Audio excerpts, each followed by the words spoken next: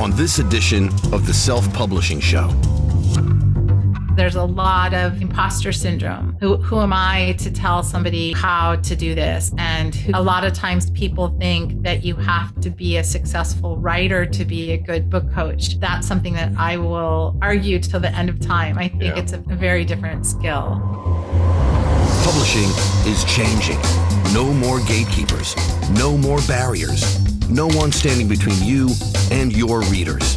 Do you want to make a living from your writing? Join indie bestseller Mark Dawson and first-time author James Blatch as they shine a light on the secrets of self-publishing success. This is the Self-Publishing Show. There's never been a better time to be a writer. Hello and welcome. It's Friday, which means it's a Self-Publishing Show with me, James Blatch. And me, Mark Dawson. If you're watching on YouTube, I'm wearing lots of layers. I've been outside today and I've got hat hair. I feel very self-conscious. You do. Mark Dawson, we have some Patreon supporters to mention. No messing around today. Straight in with the patrons. So yes, Honore Corder from Tennessee, USA. Laura Burton, no address given. And Kevin P. Sullivan from New York, USA. Thank you to Honore, who he's been in the community for years. Yes. Laura and Kevin. Laura's been around as well. They're all very familiar. So these are familiar names. They are. So thank you very much to the three of you for supporting the podcast and joining our happy band of Patreon fans. And where do we send people to if they want to support the podcast? Patreon.com/self-publishing show. Yeah, great to see Henri there. Haven't spoken to her for a while, so it's a way of getting involved in the podcast. You get some goodies and you support the podcast and you get stuff first as well. And if we do a PDF giveaway, of which I think we did last week, didn't we? We've got one next week. There's definitely one around at the moment. You get that automatically without having to sign up. Go through a landing page. Right. We have a couple of things to mention before we crack on with our interview today, which is about editing, book coaching. We are going to talk about the Ads for Authors course, which is open for enrollment. This is the course which teaches you how to run paid ads to sell your books, which is quite an important thing to do.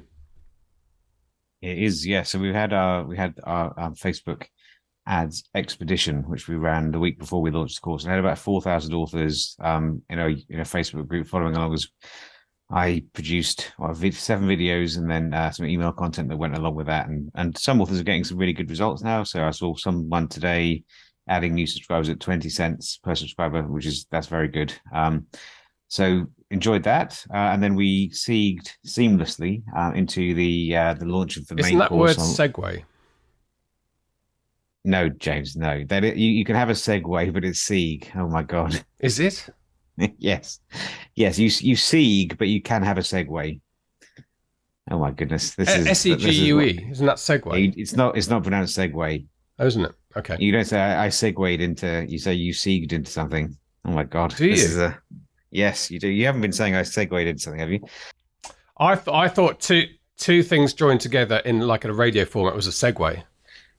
It is, yes. You can say it. Oh my God, I never thought I'd have a discussion like this on the podcast. You can have a segue on a radio show, but the actual verb is to segue. Is it? I've never heard that before. Yes. Never heard anyone say it. I'm going to look like a right tit. Well, I'm assuming you're right. You should never mock somebody for this type of error because it means they've learnt through reading, by the way. And it's the same as hyperbole, which I thought was a different word from hyperbole, just because I've been reading it. I'm looking now online. Well, you don't have to do this online, but people will know. We'll get 5,000 emails if you're wrong, but I'm sure you're right. So we'll get no emails if you're right. I'll have a look. I'm seeing some interesting definitions here. Anyway, so, we'll look at this later. Anyway, where were you seguing to on this conversation? Yes, I was going. So we went from the expedition to the course launch, and the course is open now. So not just Facebook, Amazon, TikTok, BookBub, and plenty of other stuff as well. And it's the course that I think we're probably best known for. That's been out the longest and has had a part to play. Not going to say it was the main thing. Definitely the writing is the main thing, but it's had a part to play in a number of very successful indie authors who went from not selling very many copies to selling, in some cases, millions of copies. Yes. I think of a couple of authors off the top of my head who've done very well and are generous enough to credit some of their success to learning how to advertise. Well, So, to be fair, people like Shane Silvers, he sat down and said to us it was all of his success because he was writing and trying and nothing happened until he did Facebook ads for authors. And he is now a gazillion and cherished member of the indie community. And the same could be said for Lucy. I mean, Lucy Score actually had a Amazon #1 because she's such a brilliant writer and she gets intuitively a lot right. But I think she also then coasted is probably not the right word, but the course was what unlocked her potential marketing wise. And I've just been editing an interview with her this afternoon, which I recorded in September last year. So yeah, there are plenty of authors. Were you holding on to a tree as you there is a moment in the interview where the windows rattle behind and she's like, the hurricane is coming. Just imagine the hurricane was coming at the time of the interview. Gripping onto trees or lampposts. One more question, please. You're both horizontal. So it's lovely to hear stuff like that. So I look forward to seeing that. And me. And yes, and you as well. Yeah, you've done very well. I'm not a gazillionaire yet from books, but got to start somewhere. But yes, so lots of authors done well. So anyway, I'll stop waffling about the course. But if you want to find out more, it is at selfpublishingformula.com/ads for authors, ADS for authors. It is. And that will give you all the information that you need. It will. Good. We also have a webinar next week with Rachel McLean. And Rachel is a very, very good talker who has an ability to bring some clarity to what we should be doing. And it is a world in which if people go through the Facebook ads expedition are starting to realize this now, that there's a lot of different things. So suddenly you talk about lead magnets and landing pages and connecting MailChimp to Facebook. And there's lots of bits. What Rachel does is really narrow down to the key components and simplify that process. It's a very good webinar for newish authors who are getting going, or if you've got a few books out and you're trying to get your sales up. That webinar is going to take place actually on Monday. So this will be released on Friday the 27th of January. The webinar will be on Monday the 30th at 9 p.m. UK, which I think is about 4 p.m. Eastern, but don't hold me to that, look it up. And if you want to join that webinar, couldn't be simpler, go to selfpublishingformula.com/Rachel, RACHEL. Sign up, we will see you on there. We actually do have a TikTok webinar ahead of us, but I think this email would have gone out. This podcast, by the way, would have gone out just after that, so I can't push that at this stage. Okay, Mark, I think we can go. Hang on. Oh, go on. Here we go. We've got you're seeing somewhere. Well, I think I'm about to segue. Actually, I'm about to segue into. This is how it's pronounced. Mea culpa. Segue. There we go. James is right. I am wrong. Apparently, it is not pronounced sieg. It is pronounced segue. But I'm not going to mock you because you've learnt that from reading. You've looked at the word. It's the same as hyperbole with me. My wife fell off her chair laughing about 5 years ago when I was in my 40s, and was saying hyperbole and hyperbole, and I was such a lot of hyperbole. Moment of realizing they are the same word. Is it like the Super Bowl? Yes. Is it like one up from the Super Bowl? The superbly.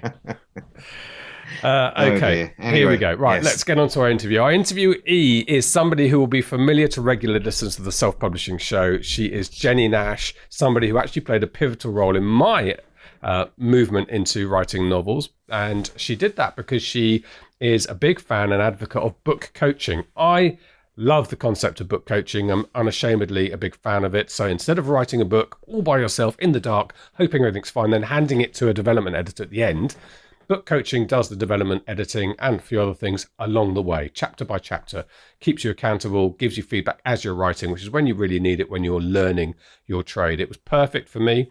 Obviously, it is another cost, and we talk about that in the interview as well. But this is about book coaching, not just from an author point of view. We also talk about it as if it's something you might want to go into, book coaching.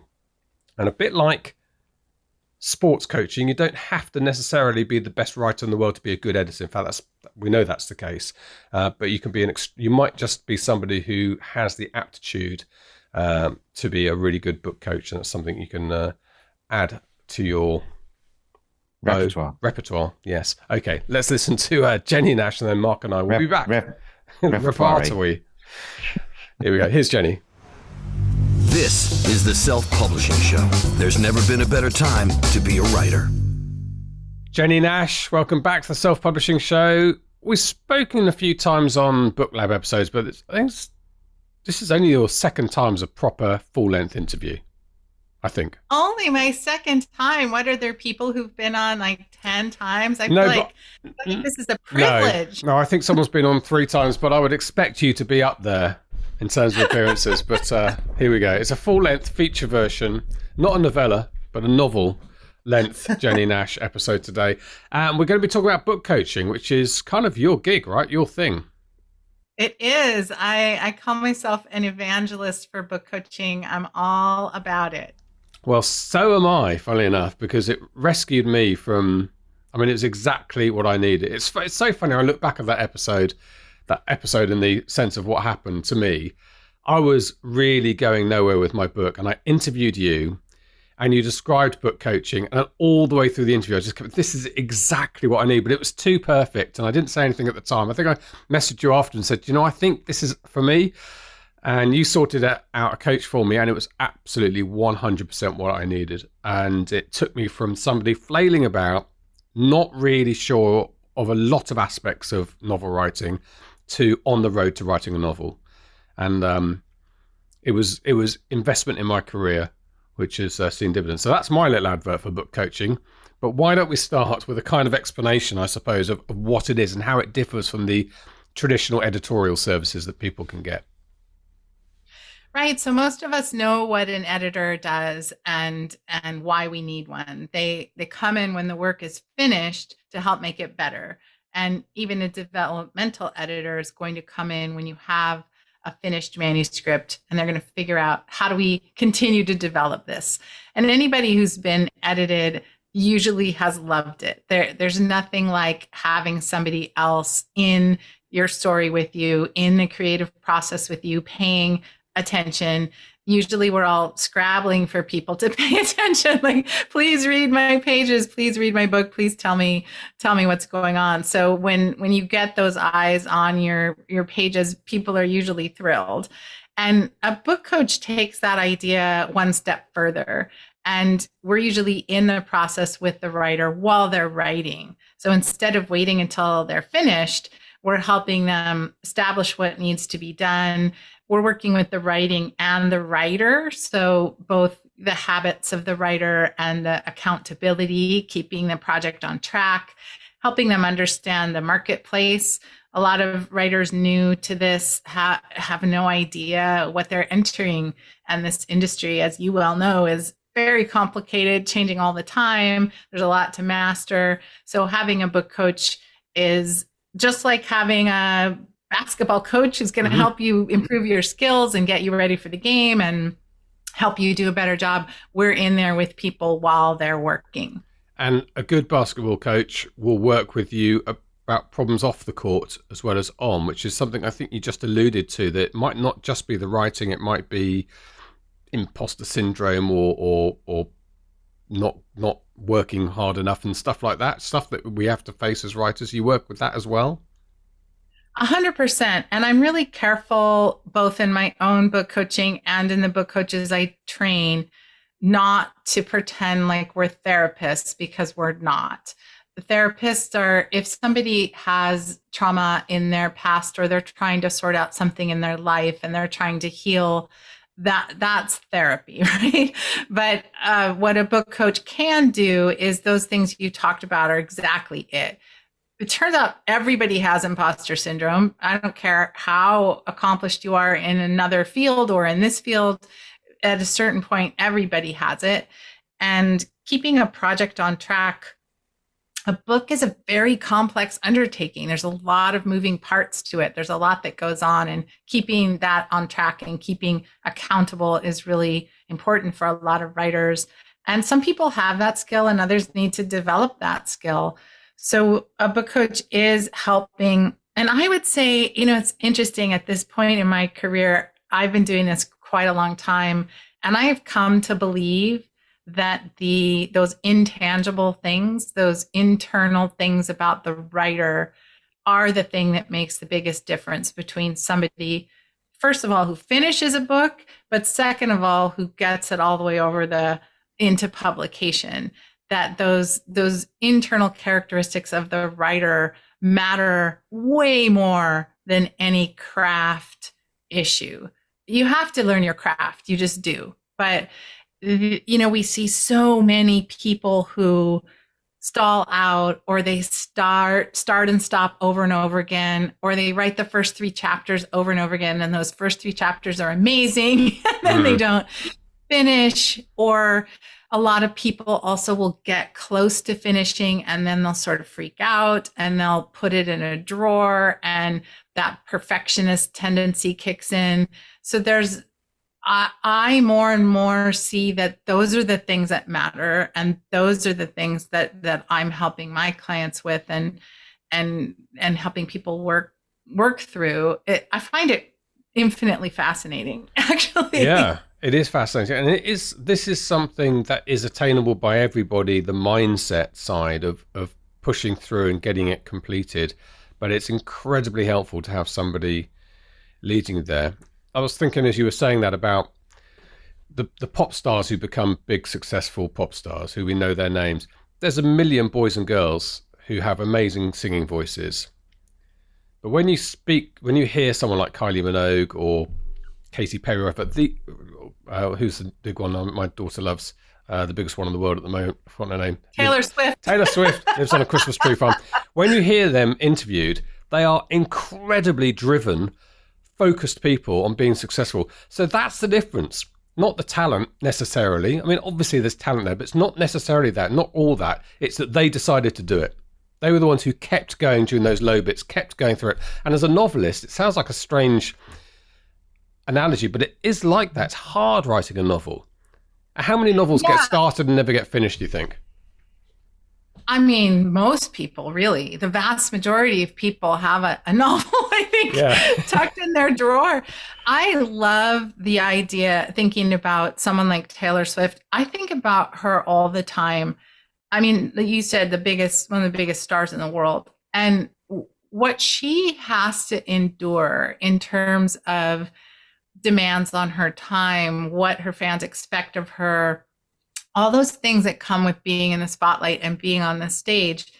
Anybody who's trying to write a novel is actually trying to step into a tiny piece of that. We're never going to be performing to arena full of screaming fans, but you are writing and publishing a novel is very much stepping into a public spotlight. You're putting something out to sell. You're wanting people to read it. You're inviting people to judge it. I mean, that is literally what the online world is judge this book. Right? Yeah. Give us the thumbs up or down or stars or whatever it is.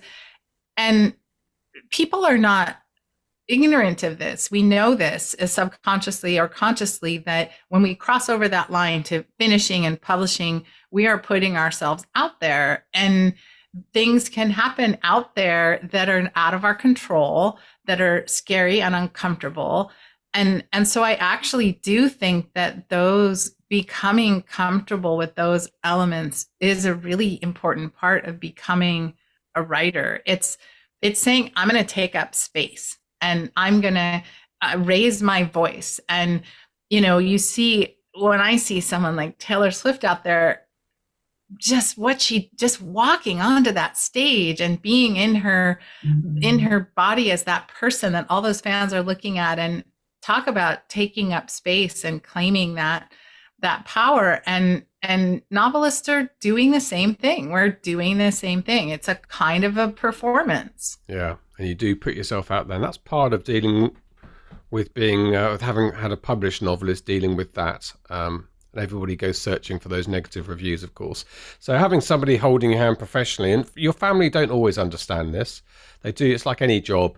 There's an amount of lip service your partner may pay to your tales of woe about your work job, but it's a bit different from having somebody who knows what they're talking about professionally. So I think we'll talk a little bit in a moment about what makes a book coach and how to get there. But just before we finish, Well, go on. I want to pick up on what you said because I think it's critically important. I think more damage is done by writers giving their fragile work to their family than almost anything else. I'm not kidding, because people don't understand that there's the folks who love you, but they totally don't understand what it is you're trying to do. And they're either going to give you feedback that feels thin, like, wow, look at you, you wrote a book, good job, I'm so proud of you, honey. Right? Which is not really what you want. Or they're going to presume that they understand things about your book or your process that they don't really understand. And they often will say things that shut people down. I've talked to more writers who have had somebody say something nasty or mean or even just a little bit ignorant that shut down their writing process. So I often think one of the best things any writer who's trying to get their first book done can do is just be really discerning about who you give your work to, who you show it to, and make sure that you're not feeding it to the lions. Yeah, that's a really good point. It's funny, I have lots of friends who are very supportive of my writing, and for that reason, there's one person I know in my private life who I give an advance copy of my book to. And the reason I do that is because he rips through novels all the time. He reads them non-stop. He loves Clive Cussler. He's always going on to me about these classics I should read from John le Carré. And he is perfect as an ARC reader for me. But I've hand-selected him out of a lot of my friends who it'd be pointless giving it to. Half of them don't read. They don't read novels. Most people don't read novels, actually, when you ask people. And that's you're exactly right. The worst thing you can do is give a novel to somebody who doesn't really read novels, because what position have they got to give you feedback on? Anyway. Well, and I had the experience with my husband, who comes from the world of finance, and I would give him my novels in progress, and he would, and they were fresh and new, and I was trying to get the emotional arc down and did this novel work, and he would give me feedback about my grammar, my word choice, and the very functional parts of it, and I would say, no, that's not what I want. That's not what I'm looking for. Doesn't really matter at that stage, yeah. Right. And he would say, but it's wrong. And we would get into actual fights. And I had to come to the realization that just don't give him the work. Just don't do it. You're not going to get what you need from that. He's not going to give you his spreadsheet, is he? Please don't give me his spreadsheet. What do you think of this report and accounts, the profit and loss table? That's a really good point. Yeah, people think that if you read, you know how to evaluate writing and you know how to create writing, and they're very different skills. Yeah. Okay, let's talk about being a book coach then. There'll be people listening to this who think, I could use the service of a book coach. And there'll be others thinking, I like the idea of being that person. And this is also something I think you facilitate. I do. And I have been a book coach my own self for 12 years now. And I largely actually turned away from my writing career because I like it so much. And I think it uses more of my talents. I have come back to writing in recent years, but I went away for it for a while because I liked it so much. But a lot of book coaches are using book coaching to build a steady stream of income in order to facilitate their writing career. And they, from your experience, when books come out, there's usually a big bump of income, and then you're going to have to invest in it and write those second, third books in order to really build that income. James, didn't you just make money for the first time? Did I see that somewhere? Yeah, well, I actually made money my first year, not much, but I made about £750, about nearly $1,000. I'm now making money month on month. Not, again, huge amounts. I've only got 2 published books and 1.5 audio books. But yeah, that was it was a hard slog. And it is when you've only got 1 or 2 books. And I'm really nitty about the marketing, right? So I'm right next to Mark. I'm feeding off all of this. So I'm right in the best possible position to market, really nitty about Facebook ads. So everything I can do gets me just about making a profit with 2 books. So what you're saying is right. at the moment, I need to be focusing on writing books 3, 4, 5, 6, 7, 8. That's where hopefully. Sure, and you have a job to support that long slog of getting the books into. Yeah, I have several jobs. Earning shape, right? Right. So a lot of people are using book coaching to fill that gap and to get them over that hump, and they also find that they really like evaluating somebody else's work is the best way to learn about your own work, and it's the best way to see when you're trying to figure out with someone else's work, why is this scene not working? Why is it flat? Why is it not connecting to the ones before? What's going on here? And you're trying to, it's like undoing a knot. And you get the language to be able to explain, oh, this is what is happening here. The protagonist has lost agency, say. Well, then when you go back to your own work and you're doing your own editing and you're going through your own scenes, it's like, oh, look, I'm doing the same thing, right? Or identifying an info dump in someone else's work, for example. When you've seen a few, it's just a pattern you can recognize again and again and again. Then you go back to your own work and there it is. So a lot of writers find that it's a great way to build their own muscle. And then it's a great way to have a little extra income until they get their books up and running, or even after that. We have a lot of book coaches who do both because they love both. So if you want to learn something, teach it.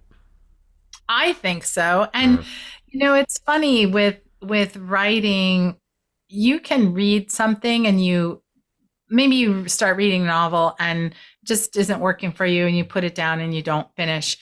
Most readers aren't going to say why. They're not going to identify why did that not capture my attention when this other one, I couldn't put it down. When this other one, I was just in it and I was turning the pages and I stayed up late. They're not thinking, why did that happen with one and not the other? And as a book coach, that's all we're thinking about all the time is why, and trying to come up with the language and the words to articulate that, to help the writer see it. And that process of going from the evidence to articulating the evidence and then having to have a conversation with someone about it is, it's just amazing training. Yeah. We should also say, talking about making money and scratching a profit out of things in the early stages.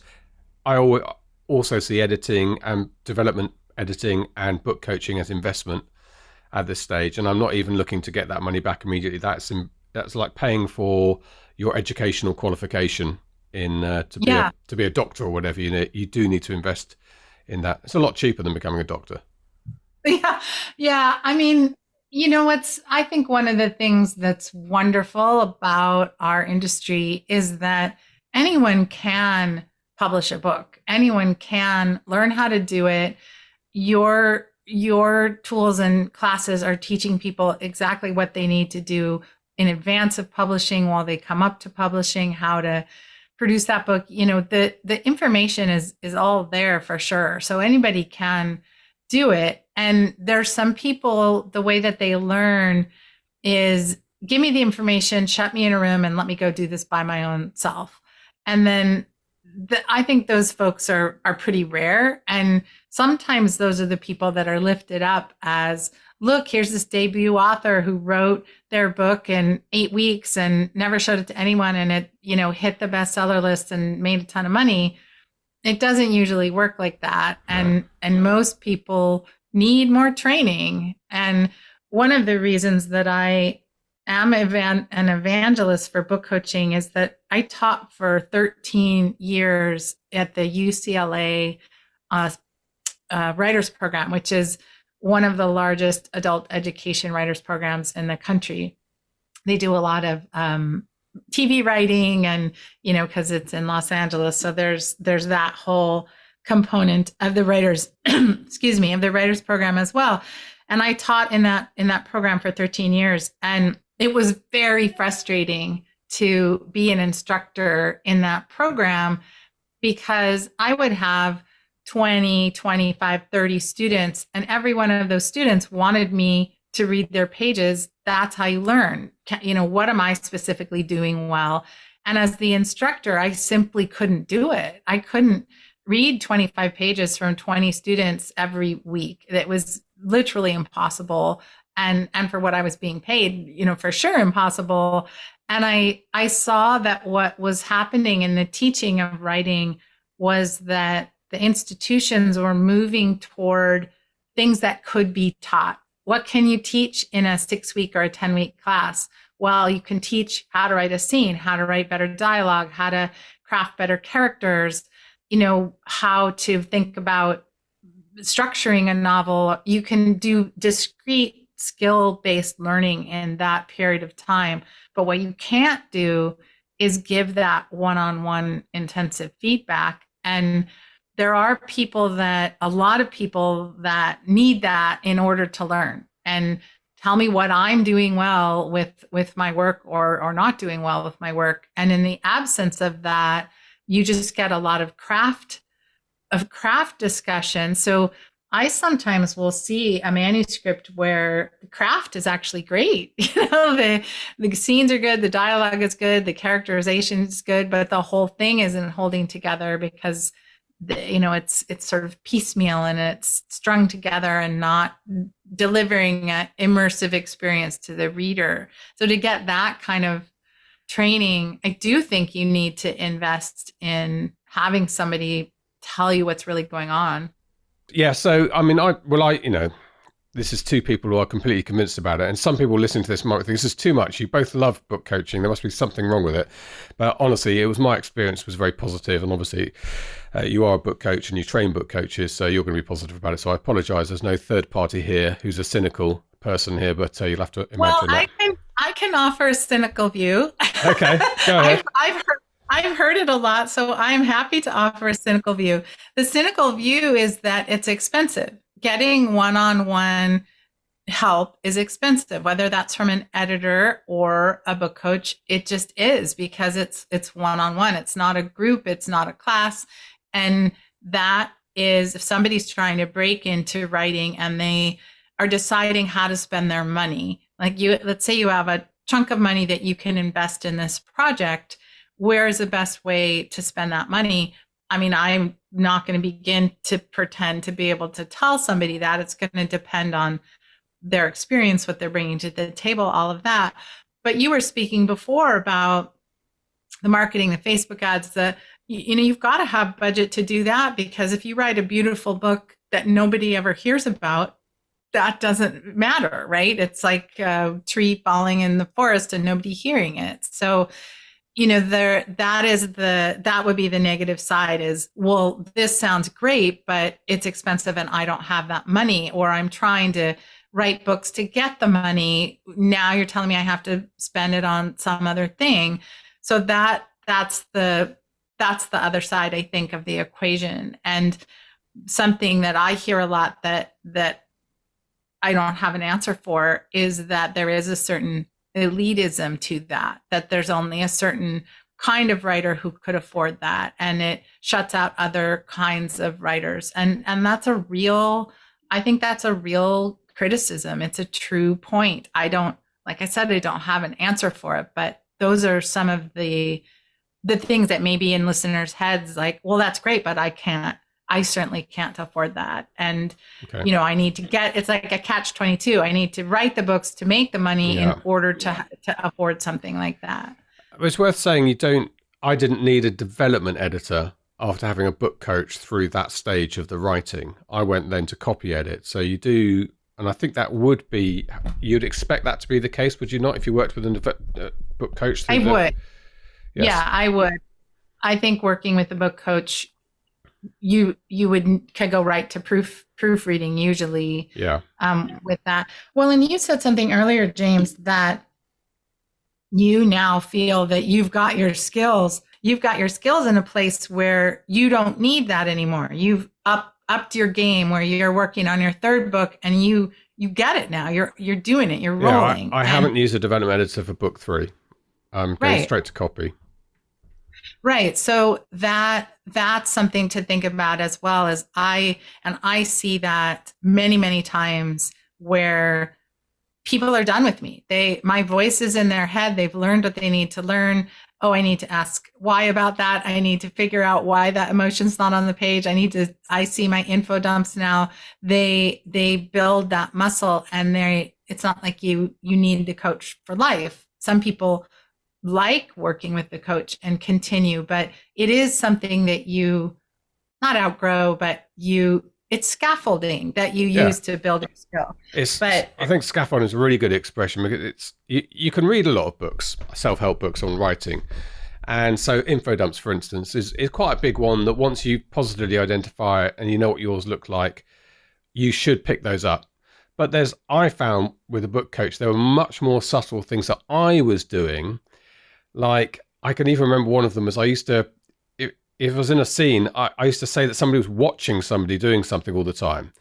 So he watched. She kicked off her shoes, tucked her feet under her lap, and took a sip of her tea. And it was pointed out to me that you don't have to say that he's watching that, because it's in the scene. And the scene went so much nicer when he sat down, she kicked off her shoes and sat down as well. But it was just something I didn't even know I was doing.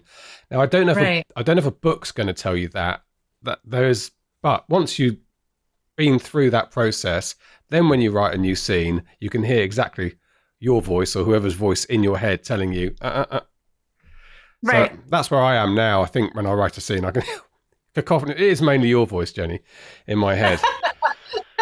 Well, I love hearing the story of your progression into book 3. And I mean, you're becoming a pro. That's what happens is, you become a pro at all the different aspects of the making the money, the running the ads, the marketing, and the writing of the book too. Well, it's very exciting. So that's a little bit of so it's not all just positive. Yes. Right? That's a little bit of the. So what does it take to become a book coach? What do you have to do? There's probably not a formal qualification, I'm assuming, for it.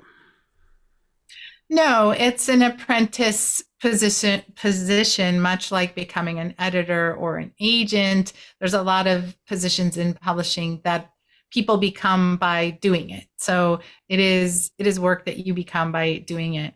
I have been talking to a lot of people who don't realize that they're book coaching. They're already doing it and they don't realize they're doing it. And oftentimes those are folks in a writing group who they're the person that everybody wants to send their pages to and everybody asks to read, and, oh, will you look this over? And they're already functioning somewhat in that way. They just don't realize that they're doing it. And oftentimes when I point out that that's a job and that they could in fact get paid for it, it's like giant light bulbs go off and they realize, oh, that is something I would like to do in a more solid and sustainable way. So that's the one thing is some people are doing it and they don't realize that they're doing it.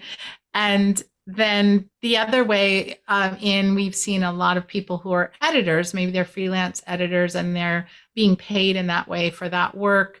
And when they realize that they could come into the process earlier, help that writer earlier, and not just when it's done, they realize that that's something that they could take on. So those are some. It's usually people kind of adjacent to the work that then turn into it and become it. I run a company called Author Accelerator that trains book coaches, and the vast majority of our coaches come from teaching, academia, librarians, copywriters. So those kind of adjacent to coaching fields. I've started to hear quite a number of life coaches request training to be book coaches, because it turns out that, the career and a life coach, when somebody's helping somebody figure out what they want next or what they want to do with their lives or why they're feeling, a sense of meaningless or want a sense of purpose in their lives, oftentimes it comes up that they want to write a book. Yeah. So those people are kind of adjacent to it as well.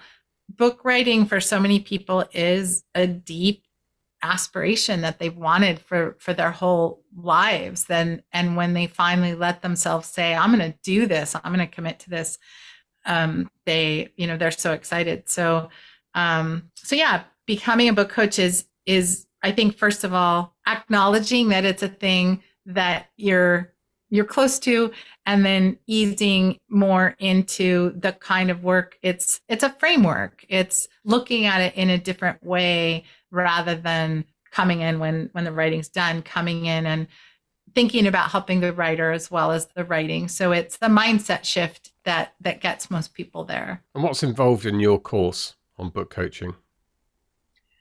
So we have a very robust training course that actually has people doing book coaching. So people learn, there's practicums in which they're working with writers. And one thing that is interesting is they're usually working with writers for no cost. So they're helping people while they're in training. It's like if you go to get your hair cut with somebody who's apprenticing, you're not going to pay, or you're not going to pay as much. And maybe you're not going to get the best haircut of your life, but you're going to learn something, it's somewhat like that for the writers. But for the coaches, they have to go out and find people who they can coach and to actually do the work, because there's no other way to learn it other than doing it. So we're guiding people through 3 specific practicums at 3 different parts of the book writing process, and helping them figure out what to do, how to do it, how to have the coaching call, how to do the follow-up,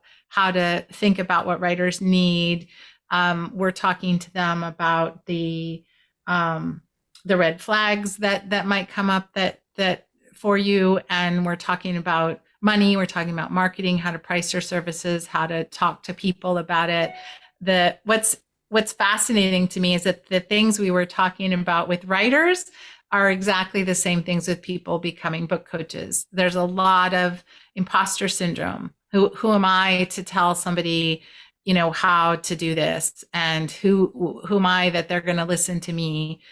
A lot of times people think that you have to be a successful writer to be a good book coach. And that's something that I will argue till the end of time. I think it's a very different skill. Well, we know that just from the best editors in the world working in traditional publishing companies very often haven't written a book. That's right. And so, but there is a sense of imposter syndrome that people have to get over. I find that there's a huge amount of work that has to be done around money. I said before that a lot of people book coaching realize that they have been doing it, and then they want to make a shift to be paid for that work. And that can be very daunting to suddenly say, oh, I was doing this to be nice to people and for my friends, and now I'm going to be charging money for it. And we see a lot of undercharging. So I'm frequently talking to book coaches about the pricing of their services and how to think about them, and how to think about this is something that I spend a lot of time thinking about. What I was saying before, the way writing is taught is usually very piecemeal. Writers get a little bit of this and a little bit of that and a little bit of the other.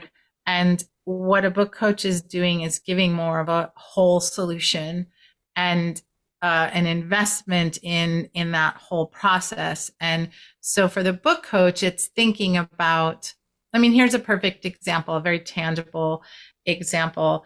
You might ask somebody to edit your, let's just say your description of your book that's going to go up on Amazon, that we might call the jacket copy, the description of your book. You could hire someone for, it's only 250 words. You could pay very, very little to have somebody correct those words to make sure your English is correct. Or now you could use AI software, which is so good, and correct most of that, those words. And these are all good things. Like, yes, have correct words, have no mistakes. But book coach is going to be able to talk to you about the use of those words in a more holistic way, and how are they capturing what the story is really about, and are they speaking to the genre expectations of that reader, and a little more marketing focused understanding of what those words are doing, and not just correcting them. And that's just a tiny example of a more holistic solution that is looking at what does that writer need? Why do they want those words edited? Right? Yeah. That's something that we look at too. So there's many different layers to the work, and I think that's why I enjoy it so much. Is it's being part of somebody's creative process is a huge privilege, and being let into their work while it's still in process is, somebody's really putting their trust in you. And I love it even when it doesn't go well. I mean, this is a roll of the dice writing a book. You don't know, you can't guarantee really anything. And that's an aspect that I enjoy about book coaching too, is that it's not math. It's not if you do X, Y is going to happen. There's some prediction possible, but you didn't know when you started out that your books were going to break even at this time or in this way, and you still don't know. And what's going to happen at book 6? We can guess and we can predict, but you don't really know. And so a book coach has to be comfortable with that uncertainty. And I, for one, just love I love writers. I love the bravery that they have, that they are willing to do this thing and take this risk and make something out of nothing. I mean, it's incredible. We're making something out of thin air that is going to impact another person, that another person's going to spend time with and energy with. And that's just an incredible thing that we do. And I love being part of that and being in it with somebody. And that's the kind of thing, if somebody's drawn to, they would love book coaching. Yeah, it is an amazing thing. And I was chatting to Mark today. I was talking about book 4 and what I might do is a little bit different, slightly change the tone, but pick one of my characters and be a little bit more. So, well, for a start, make it a serial that goes book to book. So far, they've all been standalones with some overlapping characters. So a slightly different take on things. And I was saying to him how much I love this bit at the moment where there's this blank page. I haven't finished book 3, so I'm just ruminating what book 4 is going to be about. And the one way I was thinking about it, there are all these people and characters and their tanks and planes and world situations that are all going to do what I say. They're all going to move. If one country's going to invade another, that will be my decision. If somebody's going to die or live, that'll be my decision. If they're going to fall in love, they're all yet to happen. And there is, I'm not saying I have a God complex, but it is incredible what we do as writers, just that creativity of creating that universe and then handing it to somebody to read. It's a big thing, isn't it? It's a really big thing. And I love the way you describe that. I mean, how many places in your life do you have that kind of power and control, right? I mean, maybe we're all psychopaths, more or less. I think it's true. Probably. I think it's true. And I do want to just point something out, because that you sit in a place of extreme privilege, but the fact that you get to go to Mark Dawson and chit chat about your 4th book and what it might be, that's the thing most writers don't have. And that's what a book coach can be for those people that don't sit at Mark Dawson's right-hand side. Which is, he never gives me any help, by the way, but anyway, yes. Finally, I want to focus on the writer's experience as we finish up here. And when is the right time to take on a book coach, and what would that experience look like? When's the end of the experience? What happens? That's a good question. So what I normally say is that if there's any budget whatsoever for help, editorial help on your book, do it as soon in the process as possible. Don't wait until you have a finished manuscript, because oftentimes what you're doing is baking in problems. And someone like a book coach can help you on the fundamental outline of your story, those fundamental building blocks, and make sure that they're solid and in good shape, and that you're hitting your genre conventions, and that the plan is good. That is an incredibly beneficial time to get book coaching. And it doesn't have to be that long an engagement.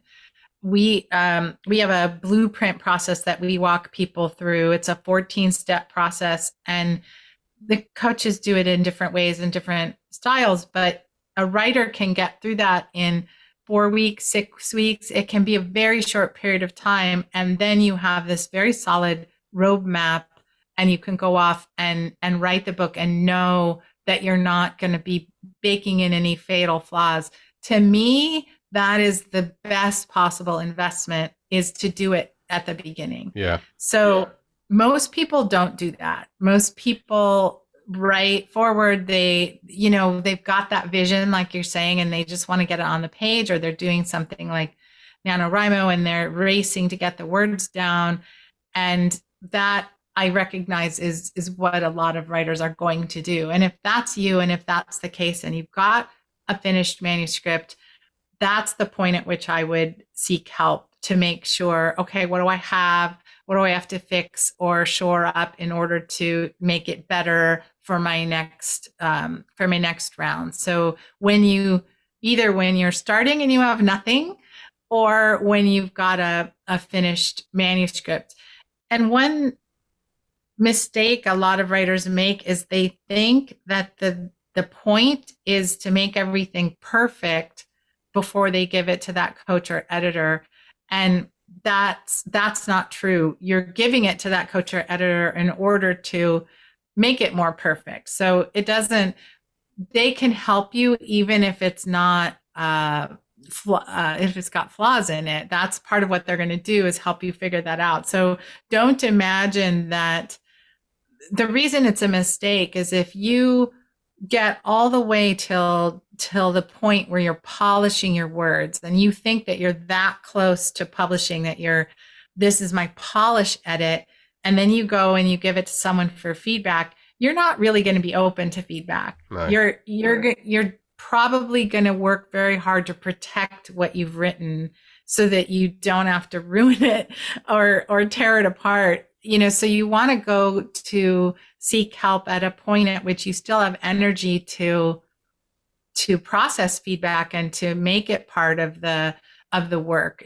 You can be too far in to have help be useful.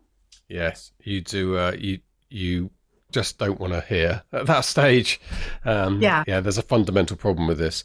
Although I assume in the old days of traditional publishing in the 1970s and 60s, that's probably exactly what they told them, isn't it? Yeah, good first one, try again.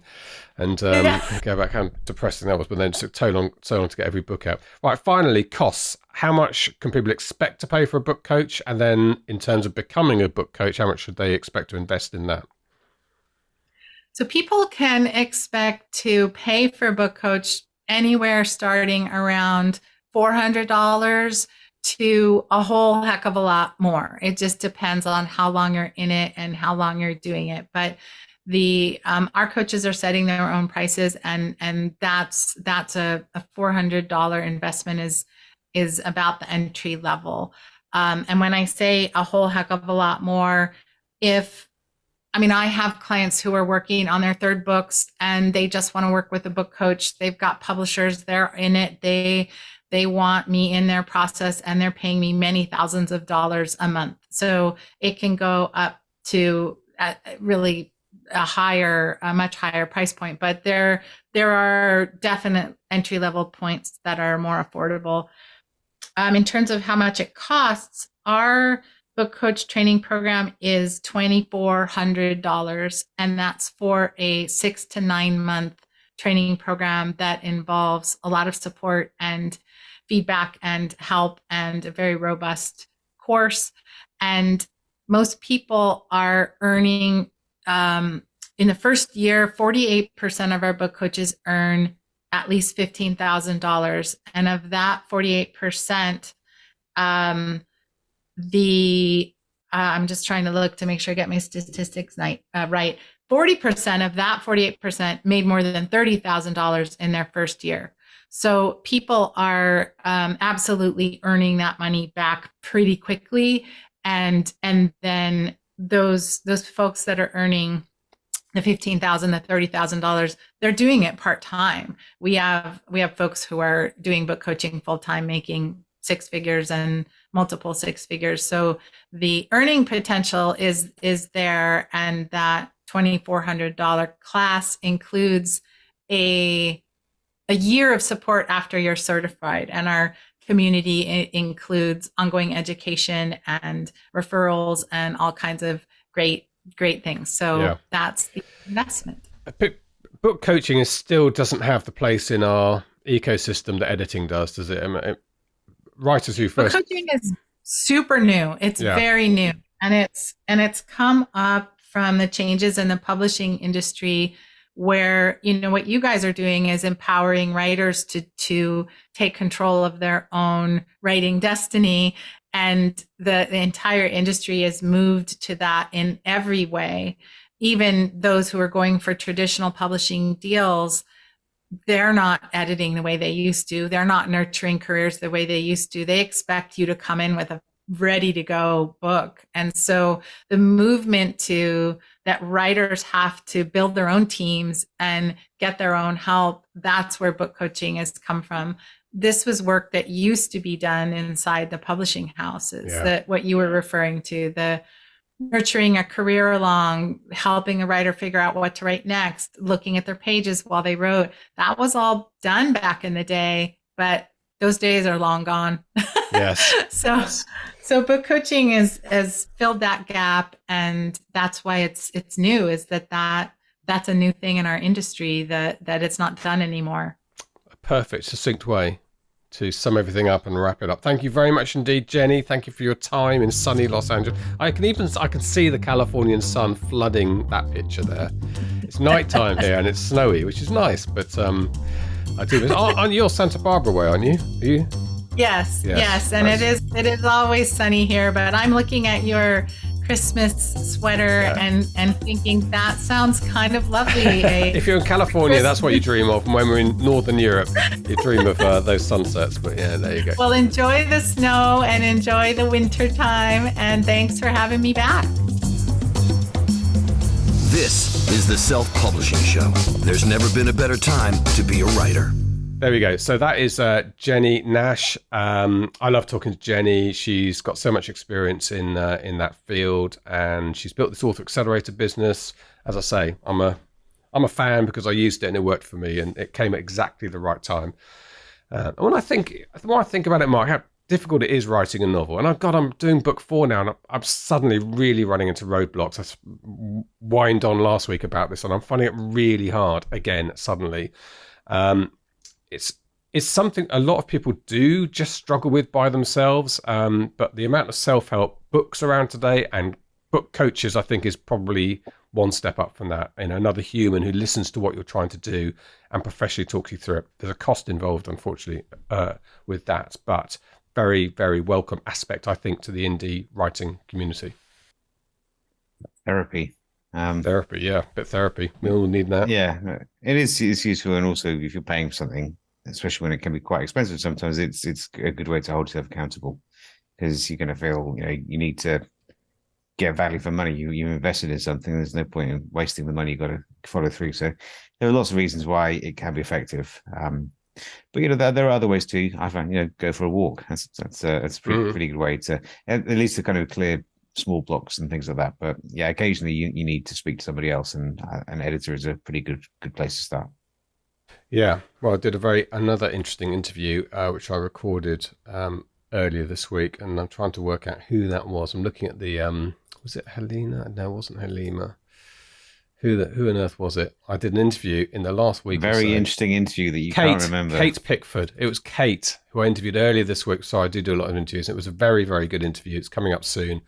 And Kate talked about the human brain, the most creative part of the human brain, only really working when you're not doing something else, or you can do something repetitive, which is classically, as she points out, why we have ideas in the shower, because you're doing a repetitive process that you're not engaging that part of your brain, and it starts to be creative. So walking is excellent. Shut up. Walking is excellent. Exercising, running, or meditating, or forcing yourself to have this period. What's wrong with you, man? Yes. So that's. I'm just thinking of your repetitive things you do repetitively. I know what you're thinking, but we don't need to lower the tone of this august show. It's late on Friday when we're recording this. I'm allowed to be spicy now and again. I'm going out to Wetherspoons tonight, so I'm pumped. Huntingdon Weatherspoons, go out for a I'm fight. Yeah, look, there are lots of things going on in the background. Thank you very much indeed to Jenny. We've had a really busy week. Obviously, we've had this Facebook ads expedition. By the way, you can still go to that Facebook group and you can still take part in the expedition. It's not time expired. Those videos are all still there. If you go to, in fact, we've got a quick link to get to it, which is selfpublishingformula.com/Facebook challenge, all one word. The group actually is called Facebook for Authors, so you probably find it if you search in Facebook. And those videos are there. You can start doing them tomorrow. And there's lots of people in the group who've worked through that and are asking each other questions. It's a really good, supportive place to be. And yes, there's some plans afoot potentially to roll out that teaching in other forms. I had a really brilliant call with TikTok this morning. I had a conference call with them. Obviously, they're very interested in working with organizations like us to reach authors and make sure that they're using the platform as well as they can do.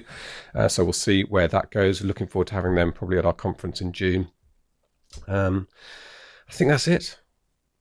Yes, that is it. So, yeah, we'll talk next week. I may be going to Seattle in a couple of weeks' time to... Who's in Seattle? You're going to see Boeing? Yeah, I can see Boeing, exactly. Yeah, it could be a world's largest river. Might have a presence there. I'll come with you, and I'll just go to the Museum of Flight at Boeing. Exactly. And see the first ever 747. One day, anyway, I'll do that. Yes. Anyway, okay. Look, thanks very much indeed to our team in the background who make this show happen each week, and thank you very much indeed for listening, particularly our Patreon supporters. That's it for this week. All that remains for me to say is it's goodbye from him. And a goodbye from me. Goodbye. Get show notes, the podcast archive, and free resources to boost your writing career at selfpublishingshow.com. Join our thriving Facebook group at selfpublishingshow.com/Facebook. Support the show at patreon.com/selfpublishingshow. And join us next week for more help and inspiration so that you can make your mark as a successful indie author. Publishing is changing, so get your words into the world and join the revolution with The Self-Publishing Show.